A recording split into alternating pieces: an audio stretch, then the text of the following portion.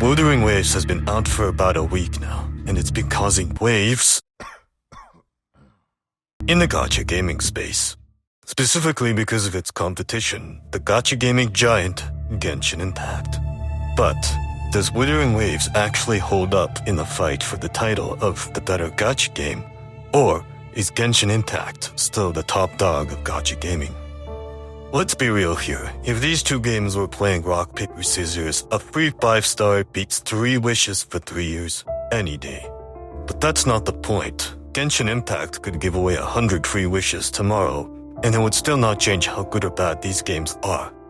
The fact of the matter is that either of these games live and die by how fun they are to play. For the sake of the video, I will be ignoring the glitches and the lag spikes of Wuthering Waves because optimizations are happening as I make this video. And I will be determining which game is better solely based on the experiences these games provide. Let's start off with the combat. Wuthering Waves absolutely excels in the combat department. The whole game is practically built around it. The combat features a satisfied dodge mechanic, parrying, and a resonance meter that can be filled up to give your abilities buffs. During combat, when switching resonators, they have a little intro animation that does extra damage to the enemy. Some might compare this combat system to Honkai Impact 3rd, as they share similarities between each other. As Honkai Impact 3rd also features perfect dodge and intro attack. However, when compared to Genshin Impact's combat system, you're definitely going to notice that Wuthering Waves stands out a bit more. Genshin Impact's combat system is very simple. You have your normal attack and you occasionally click your elemental skill and your elemental burst. In terms of dodging the enemy's attack pattern, you sort of just dash away. So, which combat system is better? I'm gonna say this as a fact. Genshin Impact would be a lot more fun if it had Wuthering Waves' combat structure. The reasoning for this is quite obvious. Because of Genshin Impact's simple combat structure, the game's idea of difficulty and complexity is just adding more zeros to the enemy's health bar. This idea of difficulty just turns the enemies into bullet sponges, making the combat very repetitive and boring very quickly. On the other hand, Wuthering Waves combat is very entertaining and very engaging. Because every enemy has a different attack pattern, this adds variety to the combat experience. Not to mention, you are rewarded for every perfect dodge and parry. One thing I will say about the Wuthering Waves combat is that the tracking is a little weird. Another thing that's really awkward is the parry. Sometimes when you're just spamming attacks at the enemy and they start a parry attack, they get parried very easily. But other than those two little nitpicks, I'd say the combat in Wuthering Waves is miles better than the Genshin Impact combat. Exploration and progression. Wuthering Waves does exploration a lot better by copying Genshin's exploration and tweaking it a little bit. By now, I'm sure everybody knows that Genshin Impact copied Breath of the Wild style exploration. Everything from running to climbing to gliding. In the open world of Genshin Impact, there's lots of loot and chests you can open to collect primogems and certain materials. So how exactly does Wuthering Waves do the exploration better than Genshin Impact? Well, to start off with, Wuthering Waves movement features infinite sprint, running up walls, and air dashing. These mechanics being added into Wuthering Waves makes the exploration feel a lot more fluid and quicker. Running up a wall feels a lot smoother than climbing the wall in Genshin Impact. You might say that all of this movement stuff is great, but it doesn't really help the experience because Wuthering Waves just copied Genshin Impact exploration. After you finish collecting all of the chests and doing all of the puzzles, there's no reason to go back to that area. Here, my friend, is where you're wrong, because Wuthering Waves has an ace up its sleeve, and that is echoes. For comparison, artifacts are to Genshin Impact as echoes are to Wuthering Waves. In Genshin Impact, to get artifacts, you had to spend resin.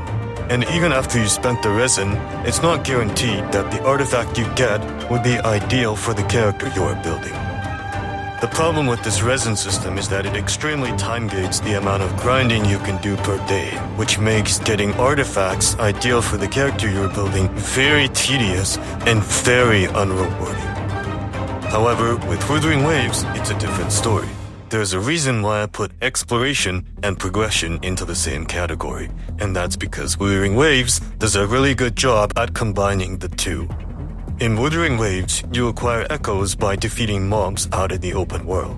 This eliminates the resin time gating issue that Genshin Impact has and puts progression in the hands of the player, which makes the game feel a lot more enjoyable and rewarding. Art direction. I must admit that the visual design of Genshin Impact is a lot better than Wuthering Waves. Genshin Impact's world features stunning environments, smooth immersive soundtrack, and while the combat system may get repetitive and boring, the elemental combat system is still so well crafted and detailed that it's worth its praises. The resonance power system in Wuthering Waves is also pretty cool, but it's nowhere near as great as Genshin's elemental system. Each character design is well crafted and diverse, certainly standing out a lot more than Wuthering Waves characters. Wuthering Waves character design is not bad, it's actually quite good, but to say it's just as good as Genshin Impact or better is not true. After all, there's a reason why so many people love Genshin Impact's characters. Overall, I think Genshin Impact outperforms Wuthering Waves in visual design. Now, let's talk story. Wait a minute. Do you see that? That looks like shameless self-promotion. This video is sponsored by me. For a while now, I have been working on a personal project known as Dawn of Ragnarok, a manga inspired by the likes of God of War, Berserk, and Guilty Gear. It would mean the world to me if you checked it out after this video, as I've put countless hours into making sure the art looks amazing and the story is cohesive. The first 3 chapters are available for free with the link in the description below. Okay, now back to the video. Where were we? Ah, that's right. These stories both suck. Specifically at delivery. Let's start with Genshin Impact, as story is one of its main proponents.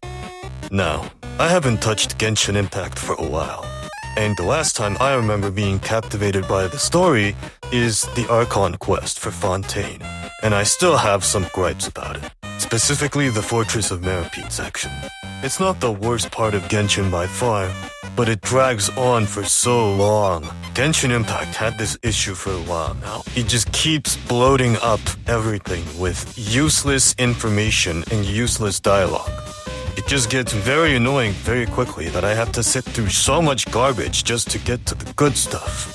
This is very blatant in the Farina story quest, where these guys are talking about their director and how great she is, and they just piss around the point for so long.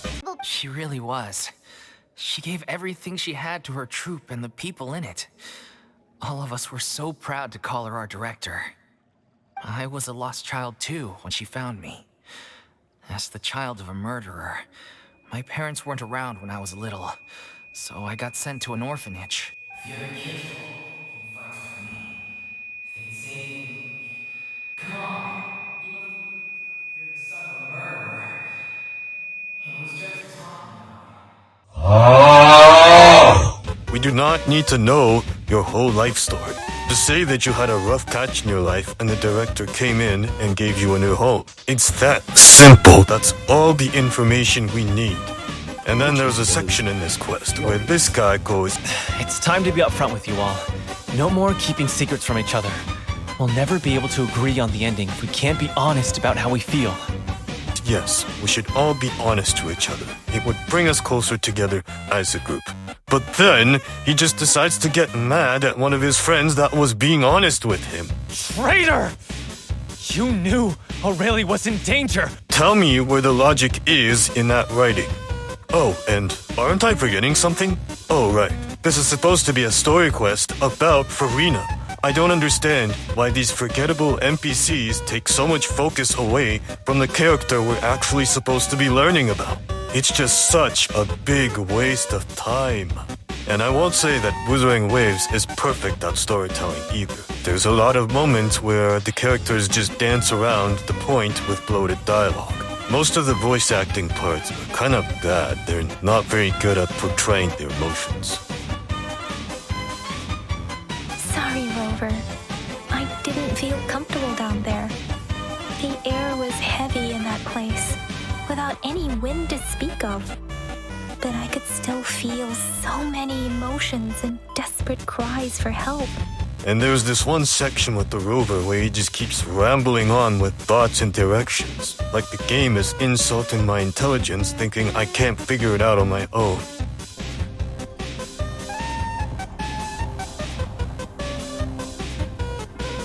Part of the building is submerged. I should be able to find the hidden path underwater. It seems I have a puzzle to solve. Guess I'll check on the mechanism. Must be one of the missing notes. Now, how do I get part of the score holder just lit up? As I expected. The drum over there seemed the bell just raised out of the water has shown up. So that's what it's meant by the first bells guide my path. Inside the city hall. No. There aren't real simulated toxicities. There must be some kind of digital simulation required in this place. No. Some people might praise the rover for having more voice lines than the traveler, but in that section, I really wish he just shut up. So what's the conclusion? Well, there's an argument to be made for both games. Genshin Impact is a very casual story game, while Wuthering Waves is a very hardcore combat game. But there's a very good reason why Wuthering Waves is a lot better than Genshin Impact. You tell me which one is better. A story game that sucks at consistently delivering good stories, or a combat game that is consistent in delivering good combat. And even if you're a story-heavy game, there's nothing stopping you from improving the combat to be more fun and interactive.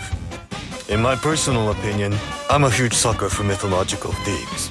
I would choose Genshin Impact over Wuthering Waves purely because of aesthetic reasons, but the game, it just isn't a good experience at the moment. I feel more incentivized to play Wuthering Waves, and I do not see any reason why you yourself shouldn't make the switch.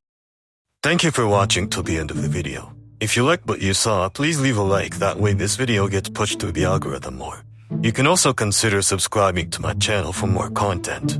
Once again, feel free to check out my manga in the description below. I also have an Instagram you can follow, where I post updates on Dawn of Ragnarok. Thank you again, and stay tuned for more videos.